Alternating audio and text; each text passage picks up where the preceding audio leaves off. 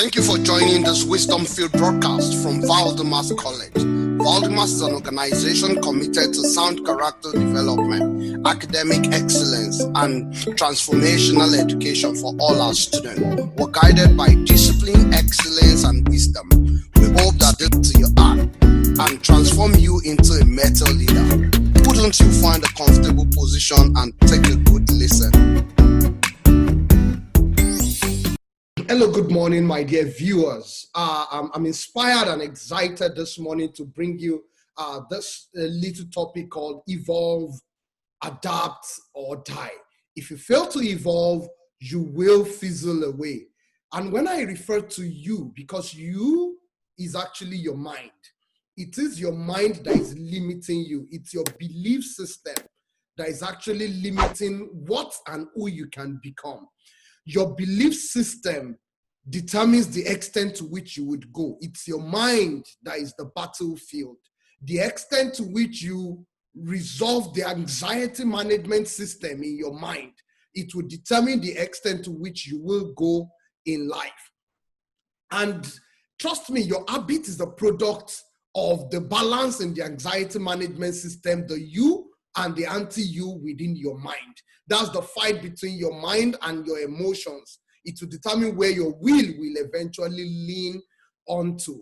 I want you to know that most of us are beautifully equipped to live in a world that is fizzling away. There are really no third world nations. There are only third world minds. And I submit that to you. You need to get it that people live in the first world nation, the so-called developed nation, and they still have the experience of a third world nation. There are streets in developed nations that are filled with people living in abject penury. So you need to understand that the game is actually the game of your mind. So you could be anywhere in the world, living in Africa, and be enjoying the privileges of a first world nation. You need to understand that the world is rapidly moving. The world is rapidly moving. There's electronics, there is precision agriculture, there's artificial intelligence, virtual reality, augmented reality. All these things, machine learning, all these are real. Robotics engineering, all these are real. The world is rapidly evolving, and you need to keep learning at the pace at which the world is changing. I would posit two things for you this morning. You need to know that the world is competitively driven. There's a drive of competition within a certain sphere, and you need to participate until the point where you can break out of the competition and get into a realm where you will be able to complement. As long as you're not able to break out of the competition, life will seem so tough.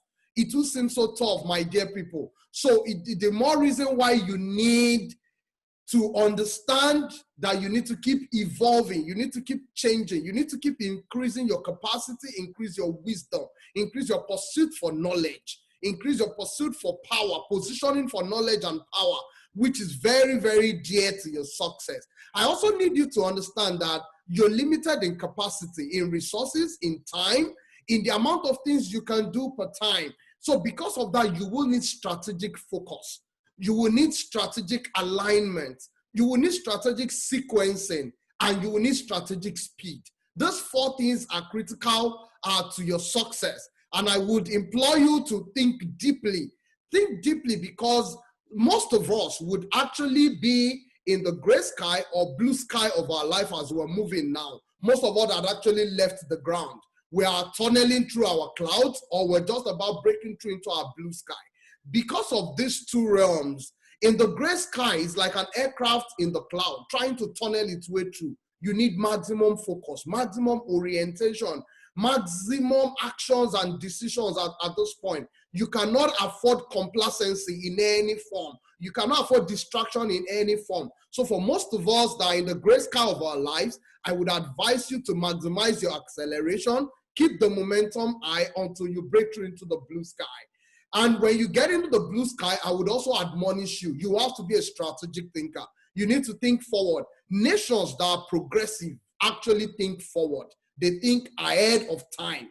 The today you have, it was actually have been pre-thought, pre-formulated by some people. And They were able to align strategically to achieve whatever they have at today. Experience really isn't the best teacher unless you keep evaluating those experiences and you're able to connect the missing links in principles, the missing link in wisdom. You must have true reflective and critical thinking and connect the missing link.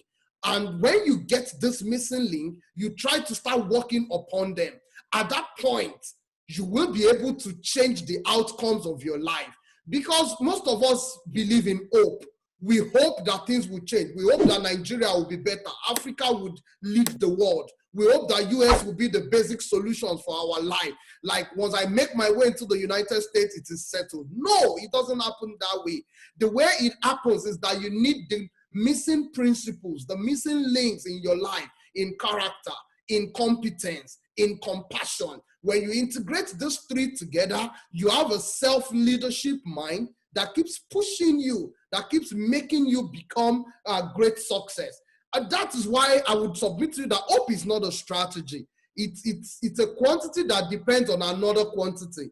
And because of that, you need applied optimism. I submit to you that integration of hope and wisdom with definitiveness of power that is gained from increase in capacity is what will drive you through the gray sky into the blue sky of your life.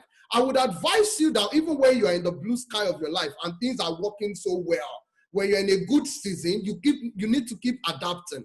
Because there's another younger guy who is going to come and disruptively innovate and change the course of your own life. You also need to know that there's another Kamala Harris coming from Asia. There's another young boy coming from Ecuador, from Venezuela, from Europe, from Australia, from the Middle East. He's going to come with intelligence. He will come with inspiration. He's coming with energy, and he's going to come and readjust the climes of things, the way things are being done. Because of this, you need to stay in an evolving phase. You need to remain in the bitter phase of life. You need to keep evolving. You need to keep doing this because you have an institution to build. The institution must be sustained. It must live after you. Any organization you get involved in, you must build in the concept of institutionalizing that system and making it a system that can work with or without your presence in that system. And when you're able to build such structure, you're able to separate yourself and supervise or monitor from a distance. Then you're building an institution that can be sustained, that can live beyond you. You also have nations to build. Don't forget, my people, once you pass the test of institutionalization, you must pass the test of nationalization. In your nation, in the nation of either your birth or nation that you call of your citizenship, you must change the story there. There must be a contribution to the economic prosperity or the social prosperity of that nation from you. And that is the difference.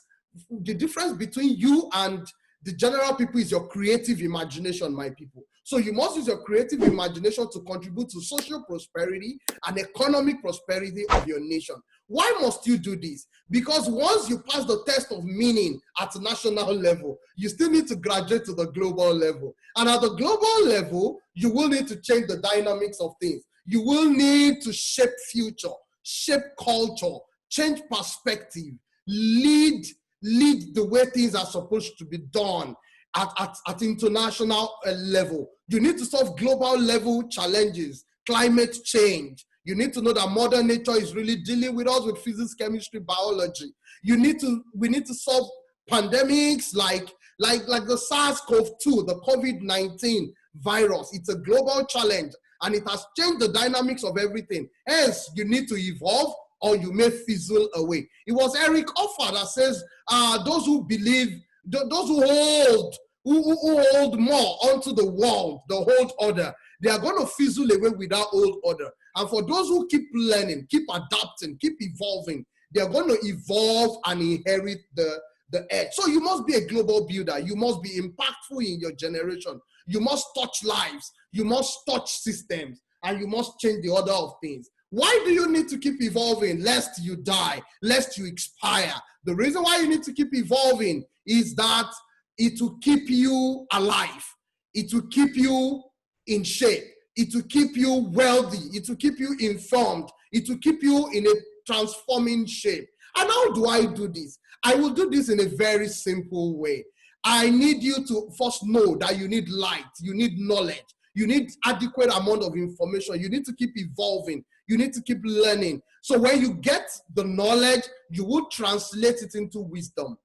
This wisdom would grow in depth in you as you keep learning and would open your eyes to revelation. You would now know, you will get inspired from a higher realm of knowledge. When you get this revelation, it will help you to strategically focus. You will be able to keep the eyes single on a single purpose while you're here on earth. The reason why people can't identify purpose is that they've not initially been enlightened and they don't know enough to be enlightened. So you need to first pursue knowledge to know enough to be enlightened. When you get enlightened, it will help you to stay focused. When you get focused, you now need strategic alignment with men of influence, men of purpose, men of passion, driven men, men of access, men that will be burden bearers, talented, gifted, loyal, committed men. When you get alignment with all these men, they will help you refine and shaping your purpose and narrow it down the more. And as they narrow it down the more, with your strategic alignment, they will help you into strategically sequencing it. That is order. There must be orderliness. And once you're able to get a clear sequence at which you would execute whatever you're doing for your life, trust me, to move and travel at a certain momentum will not be a problem, because you already have the light, you already have the strategic focus. There is now strategic alignment with men of integrity and value, and then there will now be strategic sequencing. That's orderliness, the order in which things will be done, the intelligent arrangement of priorities for your life, and then you'll be able to translate that into strategic speed, which will come as momentum, as acceleration. And as long as you keep maintaining your momentum, trust me, nothing on earth can stop you. You will keep being alive, keep being fired up, keep being pushed to a higher mountain. And like I always tell you, make sure by the time the end of your life is coming, you're finishing strong. You're climbing one mountain to another mountain. At no point must you be found dropping down from another mountain, because you keep evolving. And so I bring you words like, you must be a self-transforming mind. You must keep transforming yourself. You must keep investing. You must keep sowing. You must keep building your capacities. You must keep increasing in knowledge. You must keep increasing. You must keep adapting. And finally, I submit to you, you must keep serving. You must keep changing things, cause of life. You must keep serving.